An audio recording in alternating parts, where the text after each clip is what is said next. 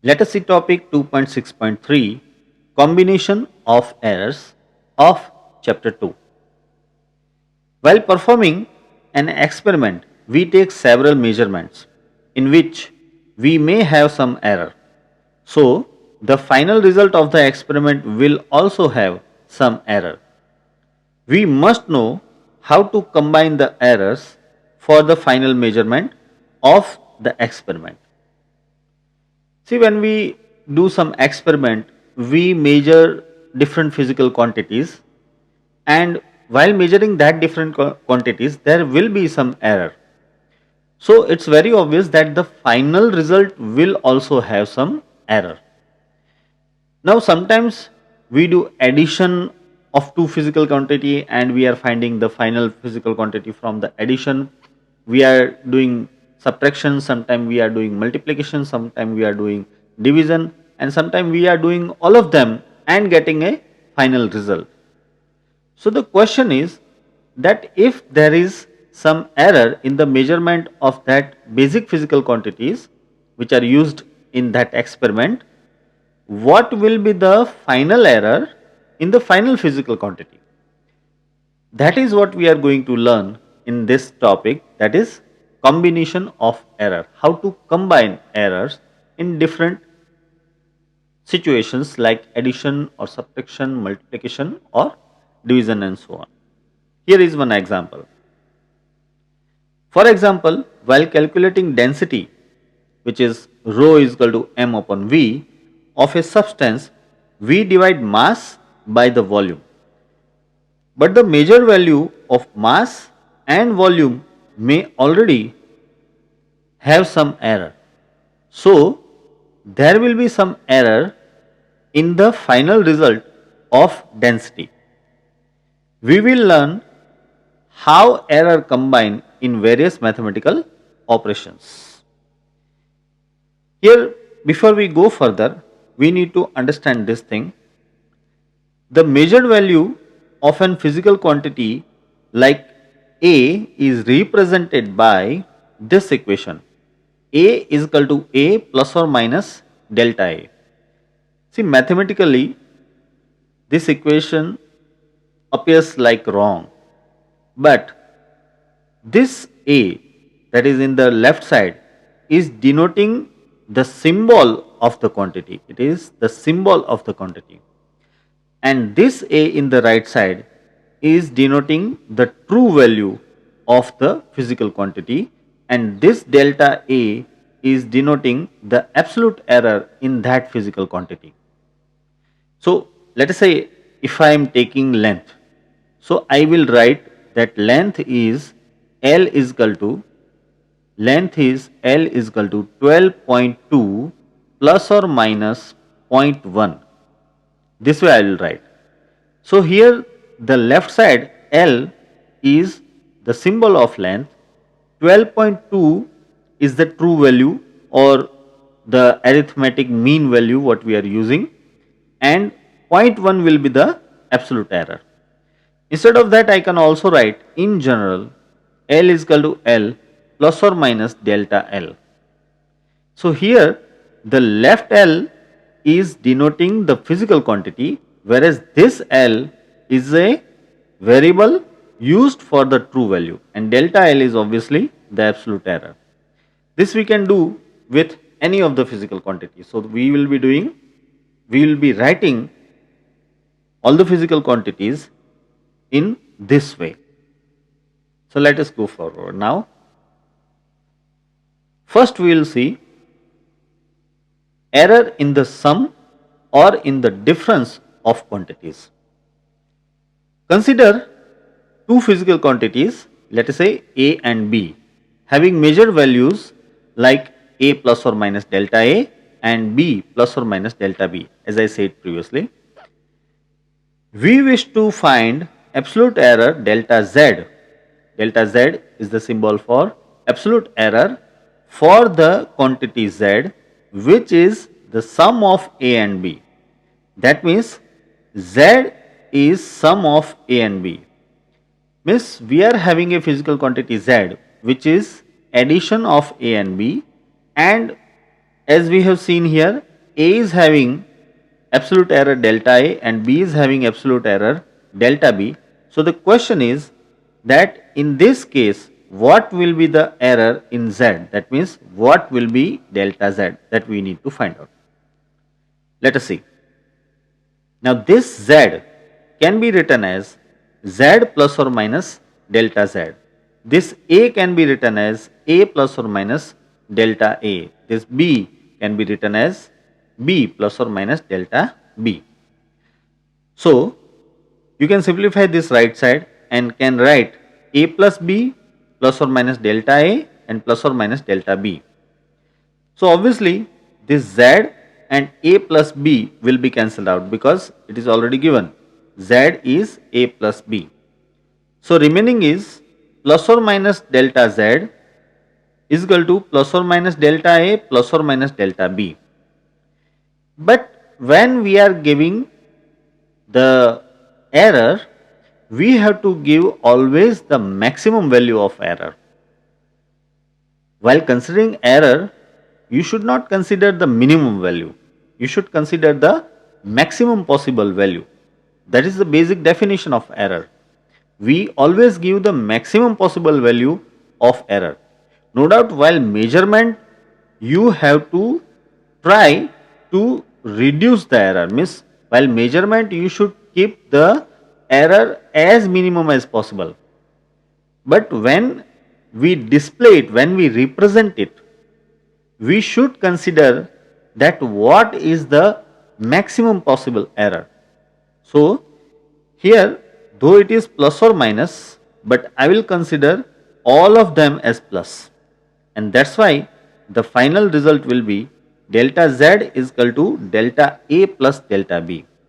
See, I will not take any minus here because if I take minus, then it will be a minimum error. Moreover, the error cannot be negative. We have to give the error always in positive and the maximum value. So we have considered here the maximum value of error. That's why we are getting delta Z is equal to delta A plus delta B.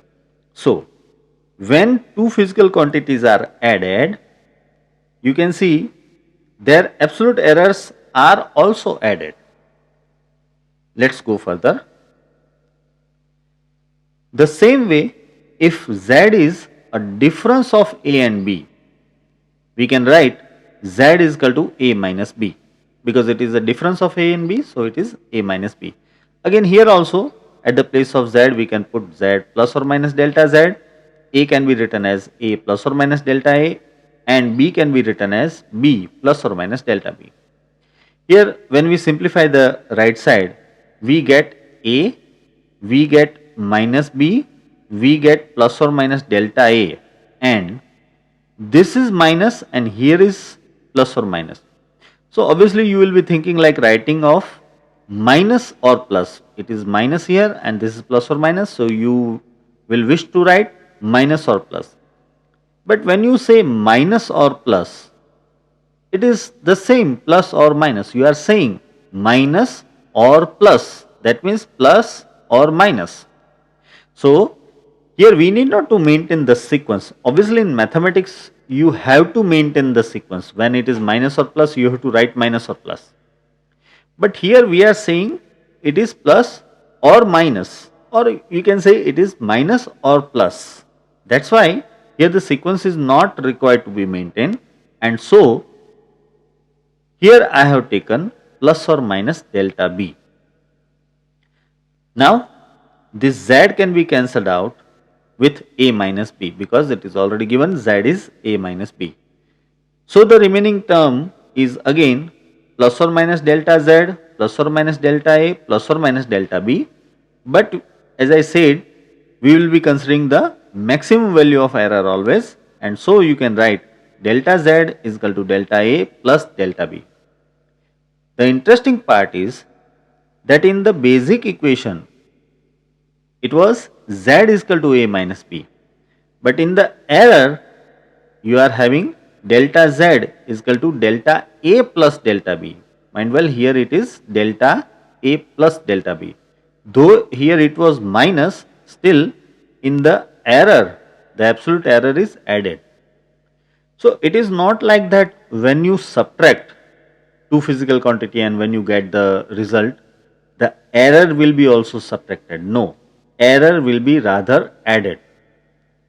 Suppose if we are having, let us say, a hollow shell, spherical shell type of thing, which is having a inner radius and outer radius too. So you need to measure the thickness of the shell. So obviously what we'll do, we'll take R2 minus R1. The outer radius is R2, inner radius is R1, so thickness will be R2 minus R1. Now while measuring R1 and R2 both, you may do some error. So the question is that in the thickness the error will be subtracted. The answer is no. The error will be rather added.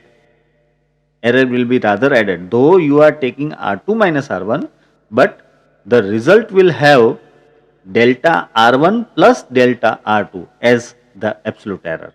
Here the error will be added. Mind well, we are not saying that error is always added, but we have to consider the maximum value, and that's why we are giving the maximum value. As I said here, instead of plus or minus, we have just taken here plus and plus, because we have to consider maximum value, because we don't know what is going to happen in delta z here. We don't know that this delta z, that means the final error in the final result, will be just addition of both the errors or will be just subtraction of both the errors or anything else. But because we don't know, so we give the maximum possible value of the error, and that's why we are writing it like delta z is equal to delta a plus delta b. Let me give you one more example to explain this, to rather to convince you in this case. Suppose somebody is asking about the distance of some place. Let us say that place is nearly 100 kilometer. So you will say, okay, it is 100 kilometer. The person will ask you again that it is exactly 100 kilometer. So you will say, no, it can be, let us say, I think in 97 kilometer minimum, or maximum it can be 103 kilometer. So here what you have done, see, you have not given the minimum possible error. See, you have added error of 3 kilometer plus or minus 3 kilometer. Means you believe that the maximum possible error is plus or minus 3 kilometer. That's why you gave the value 97 and maximum to 103 kilometer. You didn't give it like 95 and 105, because you are sure that the value what I am saying, means the 100 what I am saying, is not having error more than 3 kilometer. So you have given the maximum value 3 kilometer of error, plus or minus 3 kilometer. Here for a while you might have think like that, okay, the error means the error will be just 1 kilometer. So if it is just 1 kilometer plus or minus 1 kilometer, then you will think like it is 99, minimum 99 and maximum 101. But you had a doubt that it can go up to 3 kilometer, means the error in your mind was up to 3 kilometer. That's why you gave the maximum value, you didn't give the minimum value. So always the error is represented by the maximum value. Now, so the rule here is, when two quantities are added or subtracted, the final absolute error is the sum of the absolute errors of the individual quantities. So when the equation is having plus or it is having minus, but the error is always added. Now let us see error in the product or in the quotient of quantities. Consider two physical quantities A and B having measured values like A plus or minus A and B plus or minus delta B respectively. We wish to find relative error, that is delta Z upon Z, for the quantity Z, which is a product of A and B. That means Z is A into B. Here Z is a multiplication of A and B, and we want to find out the relative error delta Z upon Z. See, here we are not finding absolute error, that we can find out later on, but first we will find out relative error. Why it is so? That is that you will learn just within a while. So you can write this Z as Z plus or minus delta Z. You can write this A as A plus or minus delta A, B as B plus or minus delta B. Now when we solve this right side, you will get A into B, that means AB. You will get A into delta B, that means plus or minus A delta B, then B and delta A, that means plus or minus B delta A, and delta A delta B, that means plus or minus delta A delta B. Now here this plus or minus delta A delta B is the multiplication of two absolute errors. Now the thing is that absolute error is always very small, and when you multiply two small values, the answer becomes even smaller. Let me give you an example. Suppose delta A is 0.2 and delta B is 0.3. So the answer will be 0.06. You can see this 0.06 is even smaller than 0.2 and even smaller than 0.3. So in such case, we can ignore this 0.06.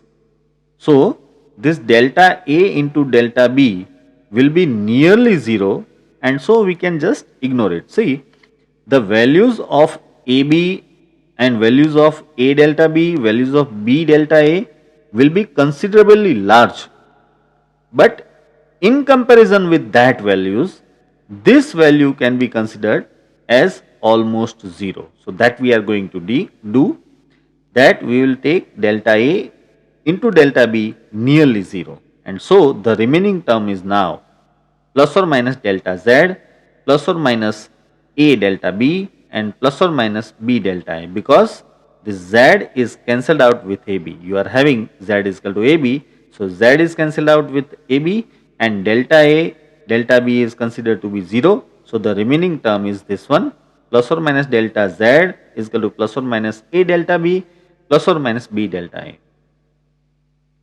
Now we are going to do a specific step we are going to take, that I will divide this term with Z and I will divide this term with AB.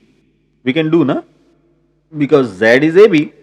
So left side will be divided by Z and the right side will be divided by AB.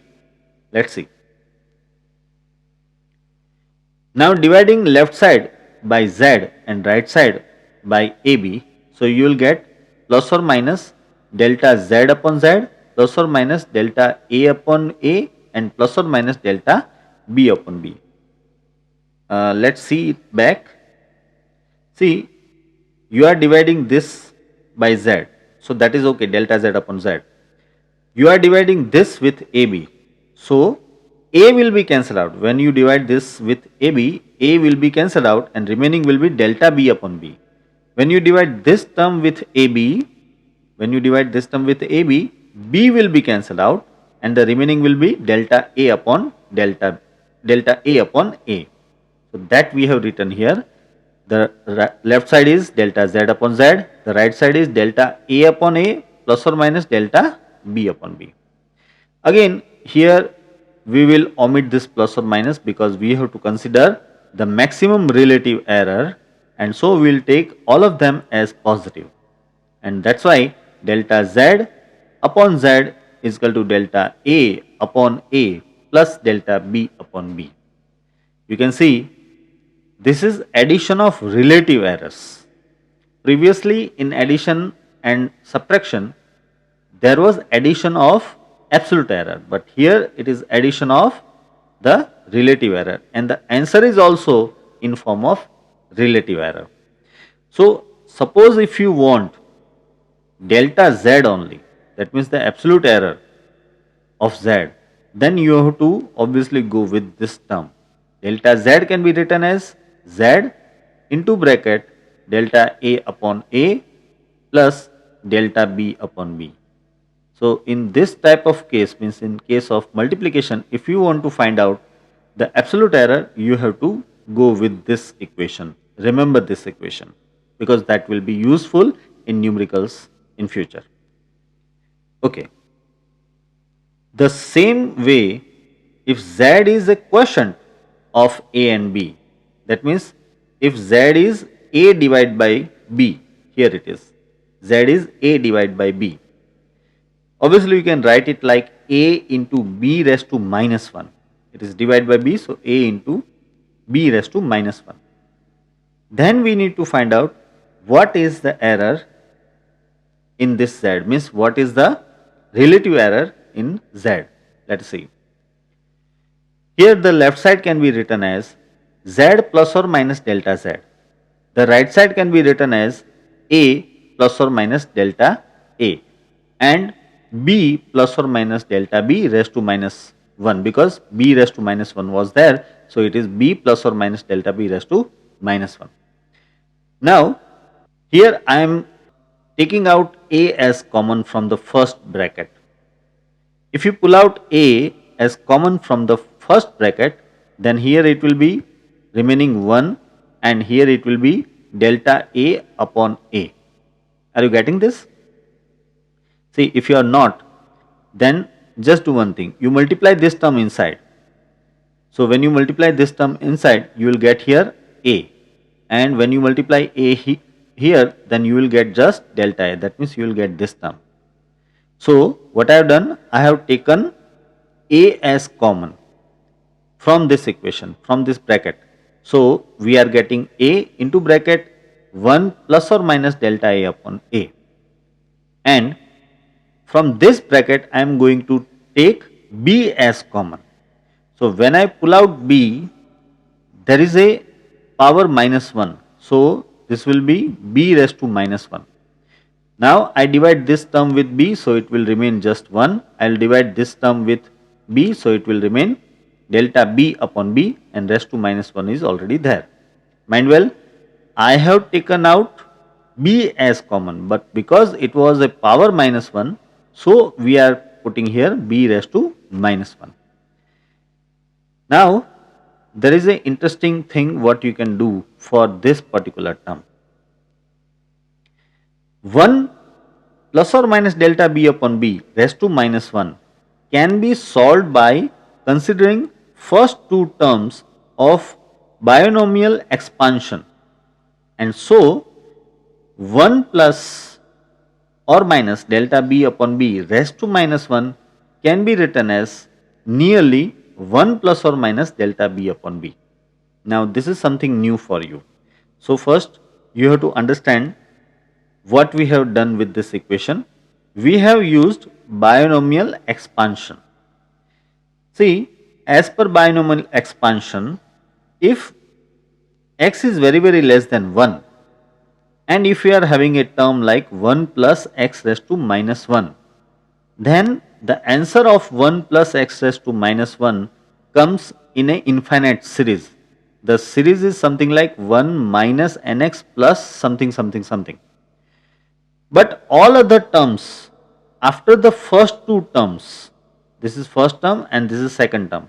So after the first two terms, all other terms what will come here are quite ignorable, means the value is very small. So all other terms will be ignorable. As I said, the answer comes in a form of series, infinite series. It goes up to infinite. But I repeat, all other terms than the first and second terms are ignorable, and that's why we have ignored all of these terms. So the remaining first two term is just 1 minus nx. So whenever you are having a equation like 1 plus x raised to minus 1, where the term x is very small, means x is very less than 1. So when x is very small, in that case you can write this term in short as just 1 minus nx. You can solve it by putting 1 minus nx. So that we have done here. You can see this is 1 plus or minus delta b upon b. Now when you say delta b upon b, so delta b is the absolute error and b is the true value or say the mean value. So obviously this delta b will be quite small, something like that, let us say 0.1, and b will be, let us say, something like 12.2 or something like that. So obviously this division will be very smaller than 1. So this term can be considered as 1 plus or minus x raised to minus 1. So here it is 1 plus or minus x raised to minus 1. So the answer can be put as 1 minus nx, where n is, see here it is n and here it is 1. So we are having n is equal to 1 here. So the answer will be 1 plus or minus delta b upon b only, because at the place of n you are having 1, at the place of x you are having delta b upon b, and the minus or plus, here this is plus or minus, so you may get here as minus or plus, but as I said we will just consider it as a plus or minus only. That's why this term is written as 1 plus or minus delta b upon b from this solution, from the binomial expansion. This term, remember, this will be very much useful in future, that 1 plus x raised to minus n can be written as 1 minus nx. Condition 2, that x should be very small. This you can check by putting some smaller values and so on, and you will get the right answer. So now we will put this term in this equation. We are having this term in this equation 1. So equation 1 can be now written as, the left side is as it is, z plus or minus delta z. This is also the same. This is a, and here it is b raised to minus 1. So I have written into division b. So it is a by b, and 1 plus or minus delta a upon a, and 1 plus or minus delta b upon b. This term is changed to this value, and so I have written 1 plus or minus delta b upon b. I hope you have understood this. So now what we'll do? Now let us move forward. I am going to divide this term with z, and I am going to divide this term with ab, the whole term with a divided by b. I am sorry, we have to divide this with a by b, because we are dealing with the equation z is equal to a divided by b. So that I am going to do. Now dividing the left side with z and the right side with a by b. So when you divide this left side with z, obviously you will get here 1 plus or minus delta z upon z, and in the right side the a divided by b term will be omitted, and the remaining is 1 plus or minus delta a upon a, 1 plus or minus delta b upon b. Now solving this right side, you will get 1 into 1, that is 1, and delta a upon a into 1, that means plus or minus delta a upon a, then 1 with this term, so it is plus or minus delta b upon b, then multiplication of this two term. So you will be getting plus or minus delta b, I am sorry, delta a into delta b upon ab. Again, this one can be cancelled out first of all, and this term can be just omitted, because as I said already that delta a into delta b will be very much near to 0. and that's why delta A into delta B upon AB will be even smaller, and so it will be very close to 0. So we can just consider it 0 and can ignore it. So we have just ignored this term and this 1 is already cancelled out. So remaining is plus or minus delta Z upon Z is equal to plus or minus delta A upon A plus or minus delta B upon B. Again here we will consider the maximum value of relative error. That's why we will just put all the values positive. So delta Z upon Z will be equal to delta A upon A plus delta B upon B. You can see the answer is coming as same as it was in the multiplication. So even if Z is A divided by B or it is A into B, the relative error is just added. Delta Z upon Z is equal to delta A upon A plus delta B upon B. So the rule is, when two quantities are multiplied or divided, the relative error in the result is the sum of the relative errors of the multipliers. Here don't forget, the relative error of the result is the sum of the relative errors of the multipliers. In summation and subtraction, it was absolute error.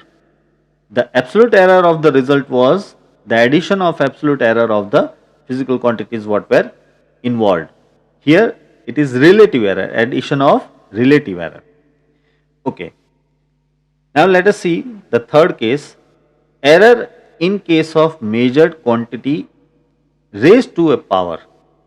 If the quantity is having some power like raised to 2, raised to 3 or something like that, then what will happen? Consider a physical quantity A having measured value A plus or minus delta A. We wish to find relative error delta Z upon Z. Here there is a small mistake. Let me correct it. We wish to find relative error delta Z upon Z for the quantity Z which is a square of A. Means Z is A square. So we want to find out that what will be the error, relative error in Z if there is some error in A. This is going to be very interesting. Let us see. See, this is Z is equal to A square. So I can write A into A. Now because it is a multiplication of A and A, so we can apply the rule of multiplication. That means we can write delta Z upon Z is equal to delta A upon A plus delta A upon A again. Because previously it was A into B, now it is A into A only. So you can write delta A upon A, delta A upon A twice. And so the final equation becomes delta Z upon Z is equal to 2 delta A upon A. Here the most important point is, suppose if we are having a power 3 here, then obviously you will multiply A 3 times, means A, and so here also you will have plus delta A upon A, and that's why this would have become 3.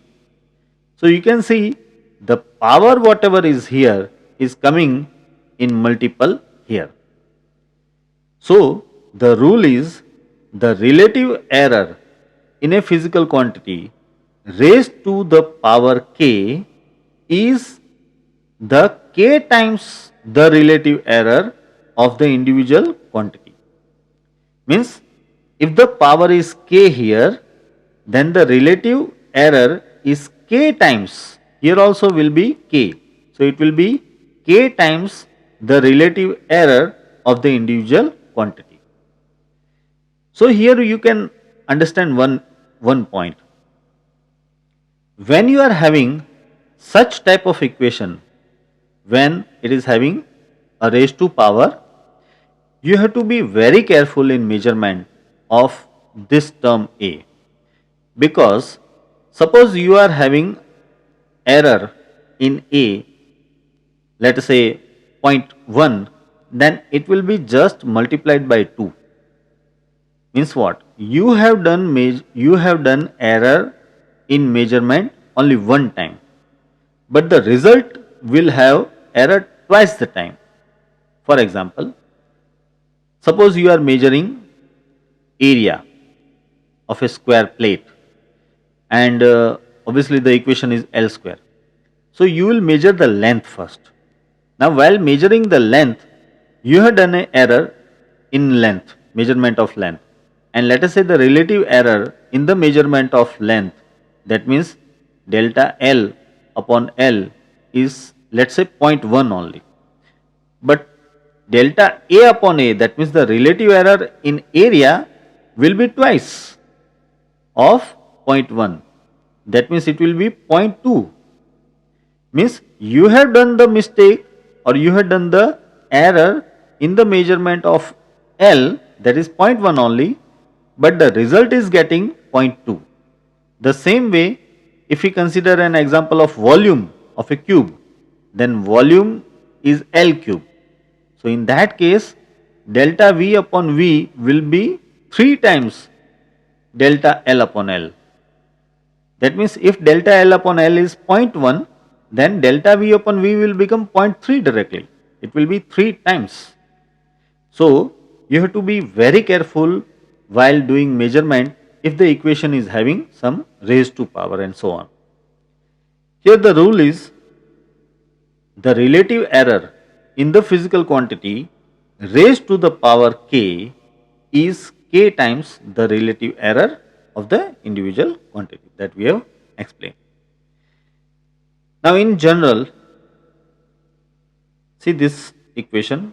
If you are having a equation like z is equal to a raised to power p, b raised to power q and c raised to power r, then the relative error in z, that means delta z upon z, will be equal to p times delta a upon a, q times delta b upon b and r times delta c upon c. See, in this equation we have applied all the rules of multiplication, division and power.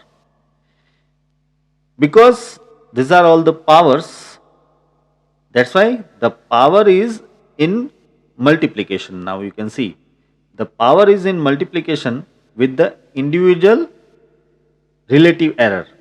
So here also the power is multiplication with the individual relative error here also. Moreover, a and b were in multiplication and c was in division. But we know that whenever it is a case of multiplication or division, the relative errors are just added. So you can see all the relative errors are added. So as a whole, if you are having this type of equation, then you have to just add all of the relative errors with the power in multiple. This is going to be very useful in the numericals.